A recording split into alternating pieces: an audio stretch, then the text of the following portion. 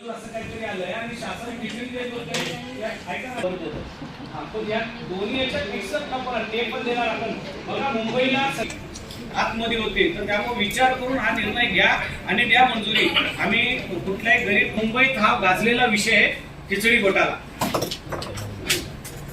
खिचडी किंवा डाळ भात असंच येतं आणि त्याच्या व्यतिरिक्त त्यांना असं एक्सास वगैरे सगळ्या गोष्टींवरती आपण इतका फार खर्च करतो तर त्या मुला ही जी आपली नगरपालिकेची मुला मला तरी असं वाटत नाही की ऑडिट पॉइंट वरून पण ह्याच्यामध्ये काही प्रॉब्लेम